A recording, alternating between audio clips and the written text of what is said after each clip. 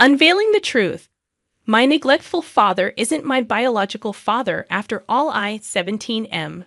My mom, 38, and dad, 40. My parents tied the knot at a young age. While my mother fulfills the role of a stay-at-home mom and occasionally works part-time, my dad thrives as a software developer. As the eldest among 4 siblings, I've long felt like the odd one out in our family. From as far back as I can recall, I've been treated differently. Birthdays were a simple affair, marked by a lone cupcake from my mom with no accompanying gifts. Having friends over was never permitted, and Christmas held little excitement for me. I'd received no more than a pair of socks while my siblings were lavished with presents from my dad, aunts, uncles, and grandparents, everything from new bikes to the latest fashion trends, phones, gaming consoles, and more. Similarly, their birthdays were celebrated extravagantly, with a flurry of gifts from friends and family. Family vacations were a distant dream for me. I was consistently left behind to stay with strict grandparents who monitored my every move. At times, they even arranged for someone else to pick me up abruptly, leaving me feeling abandoned. When I turned 13, my mom took on a part-time job. Occasionally, she'd ask if we could spend the day together while my dad and siblings were out, even if it was just for a simple treat like ice cream. At home, I mostly retreated to my room to study. Despite excelling academically and in sports, my dad remained disinterested. I found solace in tutoring and part-time jobs at the food court and grocery store, which kept me away from home more often. As the years passed, my mental health deteriorated due to the pressure of maintaining good grades, excelling in sports, and juggling 2 part-time jobs. My mom eventually helped me find a therapist, which proved immensely beneficial.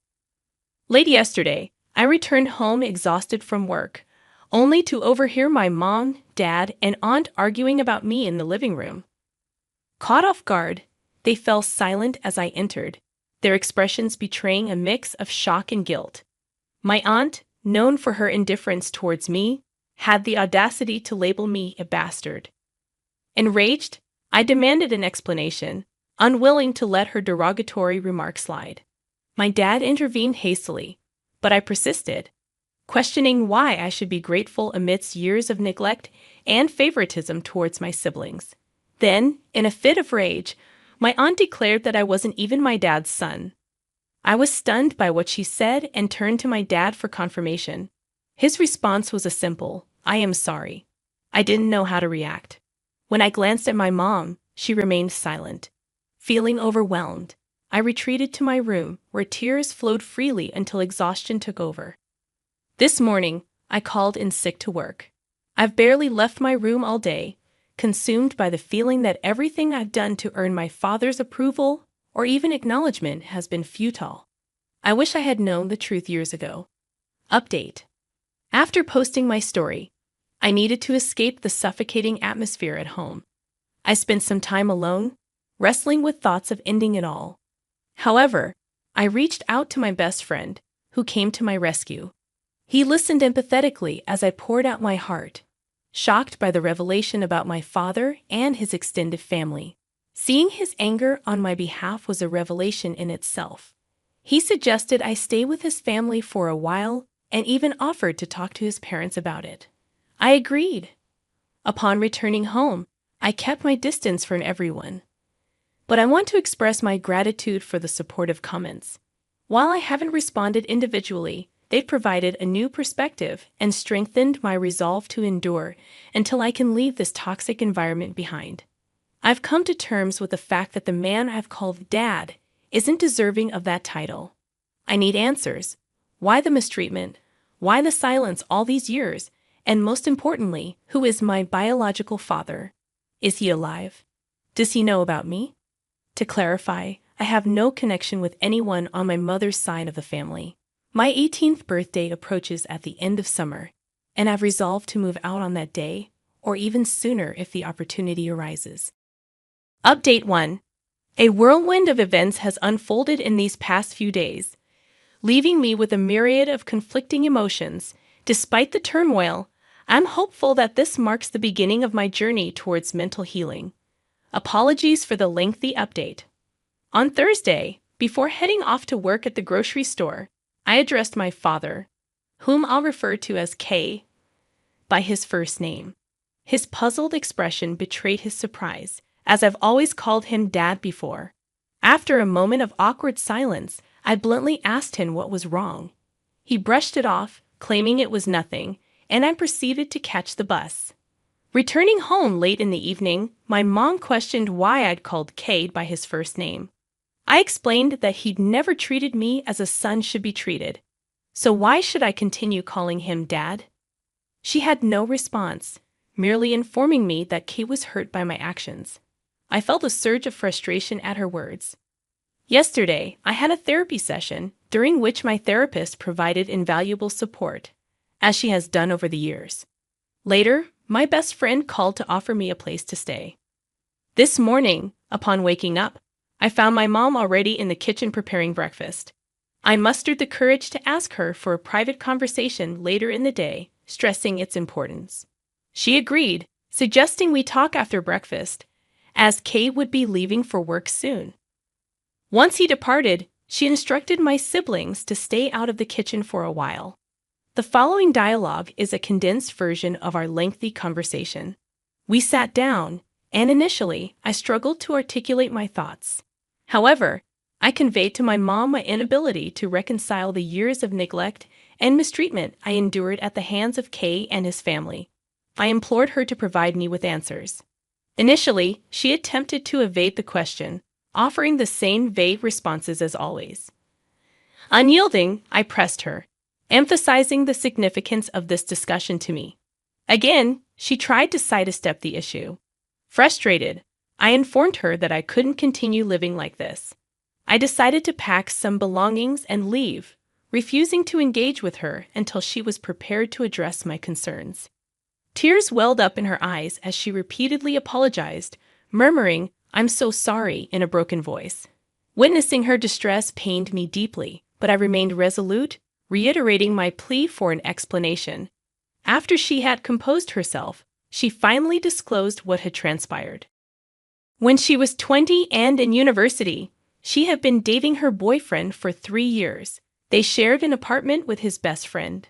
One night, while they were out clubbing, they had an argument because she wanted to stay, but her boyfriend insisted on going home and left. Both she and the best friend were heavily intoxicated, and in the heat of the moment, she ended up cheating on her boyfriend with his best friend in the club. The following day, she woke up and realized the gravity of her actions. After a few days, she and the best friend confessed about the affair, leading to her boyfriend breaking up with her. Her ex-boyfriend contacted her parents and informed them of her infidelity. Enraged, her parents disowned her, cutting off her financial support and forbidding her from returning home. With nowhere to go, she was forced to live out of her car. When she discovered she was pregnant, she felt lost and uncertain about the future. Upon returning to the apartment, she found that her ex-boyfriend and his friend had moved out, and her attempts to contact them went unanswered. She eventually found a job at a cafe, where she met Kay, a regular customer. Despite informing him of her pregnancy, he didn't seem to mind and asked her out. However, Kay's parents disapproved of his relationship with a pregnant woman and a cheater, threatening to cut ties with him. Fearing the consequences, Kay considered breaking up with her, but she pleaded with him to stay, promising to be the perfect wife and mother to his children. They made plans to marry soon after the birth of her child.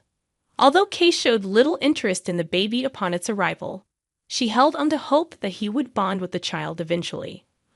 Upon hearing her story, I was left speechless for a moment.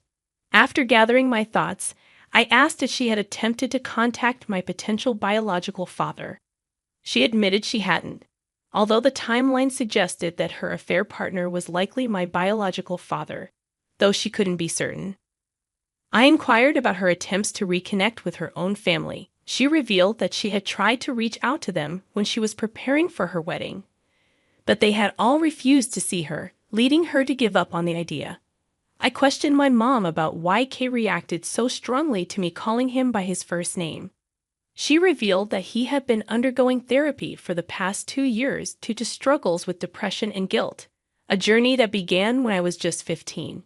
It all started on the day I returned home after winning a handball game and was awarded man of the match. I was brimming with happiness and eager to share my achievement, but while my mom celebrated with me, Kay's response was cold. He simply instructed me to put my award with the others in my room.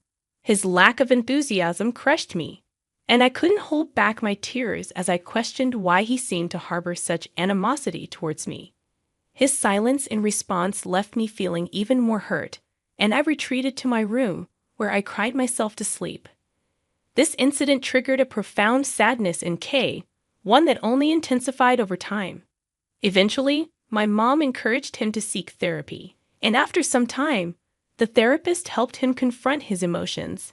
However, when I called him by his first name, it served as a stark reminder to Kay that he had lost me. The next question weighed heavily on me, but I mustered the courage to ask if Kay had ever abused her. My mom assured me that he had never laid a hand on her and reiterated that Kay had always loved her deeply. The only instance of doubt arose when she was pregnant with my younger brother, and he requested a paternity test. Though initially hurt, she understood his concerns. Once the test confirmed his paternity, he apologized, and the matter was never brought up again. Finally, I asked my mom why I was left in the care of individuals who subjected me to physical, mental, and emotional abuse while they enjoyed trips and vacations. Shocked by my revelation of physical abuse, my mom pressed for details. Through tears, I recounted the instances of mistreatment I endured. My grandparents would berate me loudly and resort to physical punishment when I was younger. My aunt barely acknowledged my existence unless she needed something, relegating me to the guest room. At 14, during a family trip to Croatia, my father entrusted me to his older brother's care. However, when I returned from running an errand, he callously locked me out of the house, leaving me sobbing outside until their dinner was over. As I shared these painful memories, my mom cried alongside me. She expressed her profound sorrow and admitted that while she knew they didn't harbor affection for me, she had never realized the extent of their animosity. After our conversation, my mom inquired about my plans to move out and where I intended to go. I explained that I had plans in motion but chose not to divulge the details to her, fearing that Kay might find out my whereabouts. Witnessing her tears once again was painful, as it had been throughout our discussion. The dialogue had been lengthy and emotionally charged, lasting several hours, but these were the main points we covered. Retreating to my room afterward, I needed time to process everything. About an hour later, there was a knock on my door, and I granted permission to enter. To my surprise, it was Kay. It marked the first time I could recall him stepping foot into my bedroom. He glanced around, taking in the shelves adorned with awards and trophies from my school and sports achievements. His expression shifted as he noticed the medals from my track and field and football endeavors. He paused at the small man of the match award, lifting it with a mixture of surprise and sorrow. After a moment, he returned it to its place and sat on the bed. Silence enveloped us for a while until I broached the subject of whether my mom had filled him in on our conversation. Still teary-eyed, he nodded faintly. I asked if he comprehended how I viewed him, and he whispered a quiet affirmation. Meeting his gaze, I confirmed the extent of the hardships our parents and siblings had inflicted upon me. His eyes welled up as he absorbed the truth. I affirmed that it was indeed true, prompting him to break down in tears. Eventually, he stood up and enveloped me in a hug. It was a poignant moment, marking the first time he had ever initiated such a gesture and openly wept in my presence. I reciprocated the embrace, tears streaming down my own cheeks. Reluctant to let go, he expressed profound regret for the pain he had caused me, for years of neglect, for treating me as an outsider. He pleaded with me not to leave. When he finally released me from the embrace, he pleaded for a chance to make amends. I explained that while forgiveness might come with time, both he and my mom would have to earn it through their actions. However, I made it clear that I couldn't extend the same forgiveness to his family for the wrongs they had committed. For the time being, he would remain as K to me. Though it pained him, he accepted my terms. As of now, I've decided not to move out. However, I made it clear that if things regress to their previous state, I won't hesitate to leave, a decision he understands. We've agreed to seek the guidance of a family therapist together. Additionally, I plan to explore the possibility of reaching out to my biological father in the future, though I remain undecided about reconnecting with my maternal family. I want to express my gratitude to you for taking the time to read my story. Update. I reached out to my friend and shared the recent developments. He reassured me that his door would always be open for me. We've been friends since our school days and even play for the same team. His parents are wonderful people whom I know well. While many of you advise me to move out as soon as possible, I've decided to give my family this one chance, at least for now. Update 2. I want to assure you that I'm safe and currently staying with my friend and his family. They graciously offered to accommodate me for the long term. These recent events have been eye-opening, revealing my mom and Kay's true nature. It's become clear to me that neither of them truly loves or cares for me. Despite my attempts to address the abuse and neglect with my mom and Kay, they consistently dodged the questions and instead bombarded me with love and empty promises of change. What truly struck me was a message I received this morning questioning how my mom could have failed to notice any bruises when they picked me up after trips and vacations. That realization was a stark confirmation that someone who genuinely cares about you wouldn't overlook such signs. This morning, I packed my belongings and prepared to leave. It wasn't much, but I called my friend and asked him to pick me up. When he arrived, I moved my things out. I informed my mom and Kate of my decision to leave. They reacted poorly, pleading for me to stay. I explained that I couldn't remain in an environment where it's evident they don't care about me. Kate grew defensive, insisting that this was my home and I shouldn't leave. I confronted him about why, despite 2 years of therapy, he hadn't changed and continued to treat me like an outsider. He had no response. Similarly, I asked my mom why she allowed this mistreatment to persist for years without intervention. Once again, she remained silent. Before leaving, I said goodbye to my sister, which was incredibly difficult since she's the only one who has shown me genuine kindness and love. It was heart-wrenching to see the sadness in her eyes as I bid her farewell. As I sat in my friend's car, emotions overwhelmed me, and I broke down. After driving around for a while, we arrived at his place, where his dad helped me settle into the guest room. My friend shared my story with his parents, and they requested to hear everything directly from me. I obliged and recounted the events. After discussing in private, they expressed their preference for me to stay with them long-term rather than returning to my previous situation. Since I left, life has taken a turn for the better. My best friend and his family have been incredibly supportive. They've welcomed me into their home with open arms, treating me as one of their own and showering me with love, kindness, and understanding. I'm deeply grateful for everything they've done to make me feel safe and cared for. While I've had a few encounters with my mom and siblings, they've never taken place at my old home or my friend's house. I've made it clear that I have no intention of setting foot in either location again, and it took my mom some time to grasp that reality. Eventually, she stopped asking me to return after I ignored her for a few weeks. Feeling the need for a fresh perspective in dealing with everything, I decided to switch therapists. It turns out therapists are mandatory reporters in my country, a fact I learned after my first appointment when my old therapist contacted the police. Kay and some of his extended family have attempted to reach out through texts. While some have offered apologies, others have resorted to insults. Those who offered apologies, including Kay's parents, brother, and his family, received a simple response from me. I accept your apology, but forgiveness may never come, and it will be on my terms. For the time being, please refrain from contacting me again. As for what lies ahead, I'm focusing on my studies, prioritizing my mental well-being, and working towards obtaining a driver's license. I want to extend my heartfelt gratitude to each and every one of you for your support and kindness. Your encouragement means the world to me. Big hugs to you all. Relevant comments. Bro, let's be honest. You need to keep distance from your mom.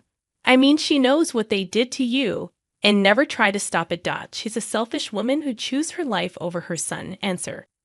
The only reason I am in contact with my mom is because I can't meet my siblings without her. And when I turn 18, I become financially independent, and I can block her from interfering with my accounts. She has never done that in the past, but I don't want to take any chances.